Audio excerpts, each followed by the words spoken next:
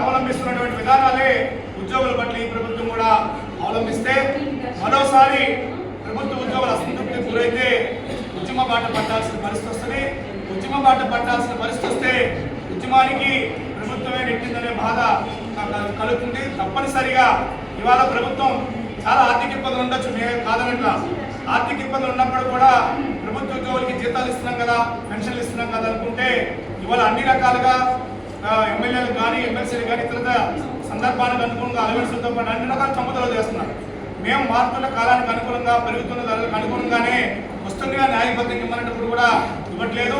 ప్రభుత్వ అసెంబ్లీలో గత ప్రభుత్వం 23,000 కోట్ల బకాయిలు పెట్టింది అనేటప్పుడు అది దశల వారీగా ఏ విధంగా చెల్లించాలనేది కూడా ఆలోచన చేయకపోవడం ఉద్యోగులు తీవ్రమైన ఆవేదన గురవుతున్నారు.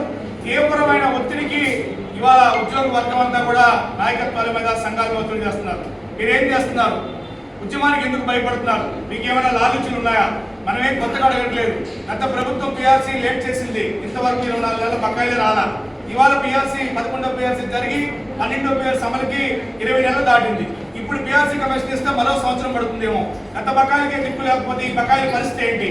ఇన్ని బకాయిలు పెట్టుకునేటప్పుడు అసలు ఏం చేయమంటారు? అలా అని వాళ్ళ ఉద్యోగులు రావాల్సిన బకాయిలు ఇవ్వకుండా, ఉద్యోగులకు డిఏలు ఇవ్వకుండా, ఎన్నికల మేనిఫెస్టో మేము ఉద్యోగులు వాళ్ళ గుంతమ్మ కోరుకులు కోరకుంటారు. గత ప్రభుత్వ హయాంలో ఎన్నికల మేనిఫెస్టోలు ఇచ్చిన విధంగా గత ముఖ్యమంత్రి గారు ప్రభుత్వ ఏర్పడిన 27% ఐఆర్ ప్రకటించారు. అలాగే ఈ ముఖ్యమంత్రి గారు కూడా ఎన్నికల మేనిఫెస్టోలో ప్రకటించినందుకు వచ్చిన వెంటనే ఐఆర్ ప్రకటిస్తామని ప్రకటన చేయడం పట్ల ఉద్యోగులు చాలా ఎంతో ఆశగా చూశారు. ప్రభుత్వం ఏర్పడిన వెంటనే డెఫినెట్ గా ఐఆర్ ప్రకటిస్తారు, పిఆర్సీ కమిషన్ వేస్తారని చెప్పేసి ఎంతో ఆశగా చూసి బకాయిలు వరకు కొంతమేరకైనా ఇస్తారని చూసినప్పుడు కూడా ఇవాళ ఆశాజనకంగా ఉద్యోగుల బకాయిల చెల్లింపులు లేని కారణంగా ఉద్యోగులు తీవ్రమైన అసంతృప్తి గురవుతున్నారు. దయచేసి ఉద్యోగులకు టార్గెట్లు ఇచ్చి పనిచేస్తున్నారు. పని చేయడానికి ఉద్యోగులు ఎటువంటి వెనకడిగేసే పరిస్థితి లేదు. 8 గంటలు ఎక్కువ పనిచేస్తున్నారు. పని పరిస్థితులకు అనుకూలంగా సౌకర్యాలు ఏర్పాటు చేసిన పరిస్థితి ఉంది. వాళ్ళ ఆర్టీసీ వరకు చూసుకుంటే ఉదాహరణకి సూపర్ 6 లో భాగంగా మహిళలకు ఉచిత ప్రయాణాన్ని సౌకర్యం కల్పిస్తున్నాం. చాలా సంతోషం, మాకు ఎటువంటి అభ్యంతరాలు లేవు. కానీ దానికి అనుగుణంగా బస్సులు కొనుగోలు చేయాలి, సిబ్బంది నియామకాలు చేయాలి. గత ప్రభుత్వం ఈ ప్రభుత్వం వచ్చినాక ఆ స్కీమ్ అమలు కోసం సుమారు 11,000 మంది సిబ్బందిని రిక్రూట్మెంట్ చేయాలని, 2,000 బస్సులు కొనుగోలు చేయాలని ప్రతిపాదనలు పెట్టినప్పుడు దీని మీద ఆలోచన చేయకపోతే 2,000 బస్సులు వచ్చేసరికి సంవత్సరం పడుతుంది. ఇప్పుడు 11,000 మంది రిక్రూట్మెంట్ చేస్తే వాళ్ళ శిక్షణ పూర్తి చేస్తే 6 నెలలు పడుతుంది. దయచేసి ప్రభుత్వం తీసుకున్న స్కీములు ఏ డిపార్ట్మెంట్లో ఇంప్లిమెంట్ కావాలన్నా ఉద్యోగులకు తీసుకెళ్లాలి.